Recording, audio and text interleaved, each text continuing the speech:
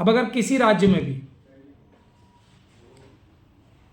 सरकार की तरफ से या इलेक्शन कमीशन की तरफ से गलती की वजह से एक भी नागरिक अगर वोट देने का अधिकार खो देता है, तो वो जो सरकार बनती है, जिन वोटों के माध्यम से बनती है या जिन वोटों जो एलिजिबल वोटर थे, जो जायज़ वोटर थे, उनको वोट देने का अधिकार नहीं मिलता है, तो वो सरकार वैध सरकार एक प्रकार से नहीं हो सकती। विनम्रता से ये कहना चाहता हूँ हमारे देश की अदालतों को इस मत अधिकार को सबसे महत्वपूर्ण अधिकार और हमारे देश की बुनियाद यानी कि जो नींव है ना, उसकी तरीके से देखना चाहिए। इसे इतने बहुत ही एक कैजुअल तरीके से नहीं देखा जा सकता। इसको सबसे ज़्यादा सीरियसली ये चीज़ वोट का अधिकार देखी जानी चाहिए। और वोटर लिस्ट अगर कोई बीएलओ पूरी नहीं करता है तो उसको सख्त से सख्त सज़ा होनी चाहिए। अच्छी सरकार कभी कोई भी आएगी तो मैं तो कम से कम ये चाहूँगा कि ऐसे बीएलओस को कम से कम 10 साल की सज़ा होनी चाहिए, कम से कम। सर, पश्चिम बंगाल में वोटर लिस्ट से नाम हटाए जाने के मामले में सुप्रीम कोर्ट ने बड़ा फैसला सुनाया है। कोर्ट ने साफ कर दिया है कि जिन लोगों के नाम हटाए गए हैं और जिनकी अपील अभी लंबित है, उन्हें फिलहाल मतदान का अधिकार नहीं दिया जाएगा। इस फैसले से लाखों मतदाताओं की उम्मीदों को झटका लगा है। आपकी क्या टिप्पणी है कि बाबा साहब डॉक्टर भीमराव अम्बेडकर ने, जिनका जन्म दिवस कल है, सबसे बड़ी ताकत जो भारत देश को मजबूत करने के लिए दी है, यह इंश्योर की है संविधान में, वो एक वोट का बराबर अधिकार सभी नागरिकों को और एक वोट का बराबर अधिकार देके सभी नागरिकों को देश का बराबर का हिस्सेदार बनाया। अब अगर किसी राज्य में भी सरकार की तरफ से या इलेक्शन कमीशन की तरफ से गलती की वजह से एक भी नागरिक अगर वोट देने का अधिकार खो देता है, तो वो जो सरकार बनती है, जिन वोटों के माध्यम से बनती है या जिन वोटों जो एलिजिबल वोटर थे, जो जायज़ वोटर थे, उनको वोट देने का अधिकार नहीं मिलता है, तो वो सरकार वैध सरकार एक प्रकार से नहीं हो सकती। क्योंकि इलेक्शन कमीशन ने, अगर एक सिचुएशन हम लोग इमेजिन करें, तो इलेक्शन कमीशन ने बीजेपी और आरएसएस के साथ मिलके, जैसे कि एलिगेशंस लग रहे हैं और हम भी लगा रहे हैं, बहुत सारे लोगों के जो बीजेपी और आरएसएस को वोट नहीं देते, उनकी वोटर लिस्ट से नाम कटवा लिया। अब ये इलेक्शन ऐसे वोटर्स के बगैर हो गए, तो उसका रिजल्ट क्या होगा? ये वोटर्स उन चुनाव का जो नतीजा है उसमें फर्क डाल सकते थे। अब अगर इन वोटर्स के बगैर ही वोट हो गए, तो ये एक ऐसी चीज है, ये एक ऐसा नुकसान है जिसकी भरपाई हो ही नहीं सकती अब, क्योंकि चुनाव तो दोबारा नहीं होगा। अगर किसी कॉन्स्टिट्यूंसी में कोई वोटर या कोई कैंडिडेट इलेक्शन पिटीशन डाले तो डाले, अब कितने लोग इलेक्शन पिटीशन डालेंगे? तो ये पूरी तरीके से जिम्मेदार, और अगर बाद में वो वोटर्स जेन्युइन वोटर्स प्राप्त हो जाएं, तो ऐसे अधिकारियों को बड़ी से बड़ी सज़ा मिलनी चाहिए, बल्कि एक कॉन्स्पिरेसी की भी सज़ा मिलनी चाहिए कि उन्होंने वोटर्स का मताधिकार जानबूझ के उन्होंने छीना, ताकि एक गलत सरकार बन सके जो कि विल ऑफ द पीपल यानी कि जनमत से ना हो। और उसके बाद जितने भी कार्रवाइयाँ होंगी, जितने भी बजट पास होंगे, जितने भी पैसे खर्च होंगे, वो सब गैर कानूनी होंगे। ये हमारे देश में अगर ऐसा न्याय नहीं होगा तो लोगों का लोकतंत्र से विश्वास ही उठ जाएगा। आप खुद एक बड़े वकील हैं, अब इन वोटर्स के पास क्या रास्ता बचता है? क्या उन्हें इस चुनाव वोट देने के मौके मिलने के कोई उपाय है सर?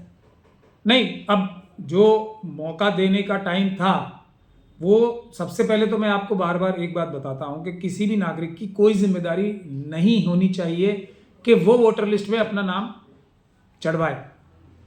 ये जिम्मेदारी पूरी तरीके से चुनाव आयोग के अधिकारियों की होती है कि एक भी वोटर किसी भी राज्य में, किसी भी असेंबली कॉन्स्टिट्यूंसी, क्योंकि असेंबली कॉन्स्टिट्यूंसी एक बेसिक जो यूनिट होता है वोटर लिस्ट को बनाने का, एक भी वोटर छूट ना जाए। चुनाव अधिकारियों को, जो चुनाव आयुक्त के अधिकारी हैं, बीएलओज हैं या ईआरओज हैं, एईआरओज हैं, उनको घर घर जाके एक एक वोटर को वोटर लिस्ट में लगाना चाहिए, डालना चाहिए। ये पूरी तरीके से 100% जिम्मेदारी उनकी होती है। अगर कोई शरारतवश किसी का नाम कटवाता है, जैसे आरएसएस और बीजेपी के लोग बार बार ये काम करते हैं, दशकों से करते आ रहे हैं, तो उस स्थिति में किसी व्यक्ति को ये मौका होना चाहिए कि उसको नोटिस मिले और वो उसका विरोध कर सके। लेकिन अब यहाँ नोटिस और विरोध का तो टाइम ही नहीं बचा है ना। यहाँ तो धोखाधड़ी से अगर किसी का नाम कटवा दिया गया, चुनाव आयोग के अधिकारियों की मिलीभगत से किसी का वोटर लिस्ट में से नाम कटवा दिया, तो वो तो अपना सबसे महत्वपूर्ण अधिकार जो बाबा साहब ने दिया है वही उसका चला गया, और देश में डेमोक्रेसी की एक तरीके से के ऊपर बहुत बड़ा कुठाराघात हो गया। इन चीज़ों को मेरे ख्याल से मैं पूरी विनम्रता से ये कहना चाहता हूँ, हमारे देश की अदालतों को इस मत अधिकार को सबसे महत्वपूर्ण अधिकार और हमारे देश की बुनियाद यानी कि जो नींव है ना, उसकी तरीके से देखना चाहिए। इसे इतने बहुत ही एक कैजुअल तरीके से नहीं देखा जा सकता। इसको सबसे ज़्यादा सीरियसली ये चीज़ वोट का अधिकार देखी जानी चाहिए। और वोटर लिस्ट अगर कोई बीएलओ पूरी नहीं करता है तो उसको सख्त से सख्त सज़ा होनी चाहिए। अच्छी सरकार कभी कोई भी आएगी तो मैं तो कम से कम ये चाहूँगा कि ऐसे बीएलओ को कम से कम 10 साल की सज़ा होनी चाहिए, कम से कम। आपस की लड़ाई किसी की हो ही नहीं रही है। आपस की लड़ाई होने का तो कोई सवाल ही पैदा नहीं होता। मैंने अभी आपको अभी बताया है, ये पूरी तरीके से जिम्मेदारी एक भी वोटर ना छूट जाए चुनाव आयोग की है, किसी और की नहीं है। पॉलिटिकल पार्टीज तो जाके चुनाव आयोग बेईमानी नहीं कर रही, इसको सिर्फ देखते हैं। और हमारी चुनाव की व्यवस्था जो बाबा साहब ने संविधान में बनाई है और हमारे कानूनों ने बनाई है, वो ये है कि चुनाव आयोग के किसी भी कार्रवाई को शक की नज़र से देखना चाहिए। ये बुनियाद है।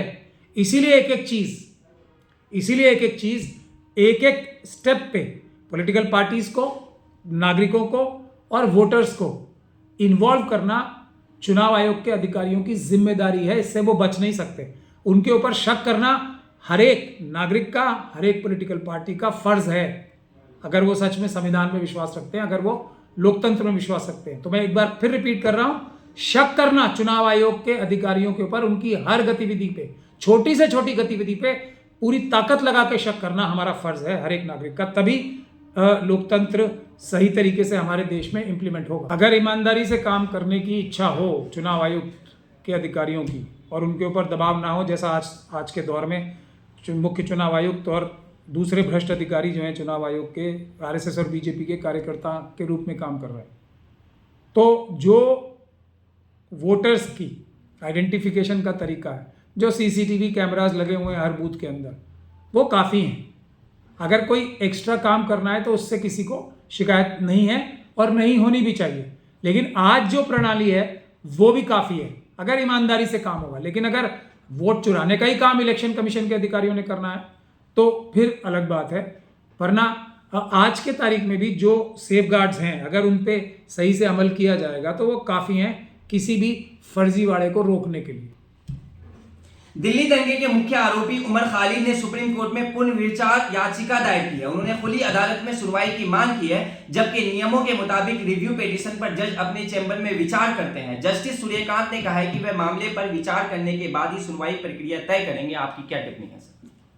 नहीं, रिव्यू हो या कोई भी सुनवाई हो, मेरा ये पर्सनल मत है, प्रिंसिपल ऑफ नेचुरल जस्टिस जो बुनियाद है हमारे जस्टिस सिस्टम की, उसके हिसाब से कोई भी सुनवाई खुली अदालत में ही होनी चाहिए।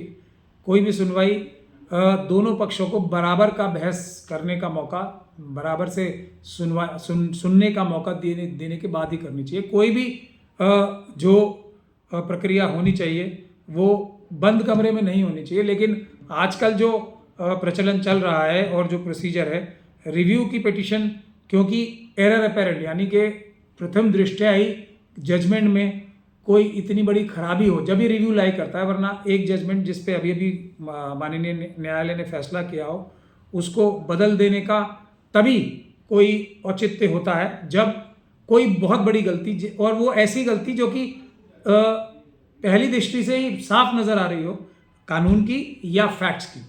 जैसे ये जजमेंट में मैं एग्जांपल दे के बता रहा हूँ कि सूरज जो है पश्चिम से उगता है, अगर ऐसी कोई फाइंडिंग आ जाए तब रिव्यू लाई करता है, वरना नहीं करता है। जैसे अगर किसी सेक्शन का, कानून के प्रावधान का पूरी तरीके से गलत प्रावधान की बेसिस पे कोई फैसला सुना दिया गया हो जो कि साफ नज़र आ रहा हो कि प्रावधान ये है और किसी दूसरे प्रावधान में फैसला सुना दिया गया है, तब ऐसे केसेस में ही रिव्यू लायक मतलब रिव्यू बनता है। और मेरा जैसा मानना है आज की तारीख में तो ऐसे रिव्यू की जो हियरिंग होती है वो बंद कमरे में ही होती है, लेकिन कोई भी हियरिंग, ये मेरी पर्सनल ओपिनियन है, मेरा मत है, ज़ाती मत है कि कोई भी हियरिंग ओपन कोर्ट में ही होनी चाहिए। इससे कोई जो दोनों पक्षों को बराबर की ट्रीटमेंट मिलती है, इसलिए ये ज़रूरी है कि सारी हियरिंग्स कोई भी हो, चाहे वो क्यूरेटिव पिटिशन ही क्यों ना हो, सारी क्यूरेटिव तो एक्चुअली होती भी है, लेकिन कोई भी पिटिशन ओपन कोर्ट में ही सुनवाई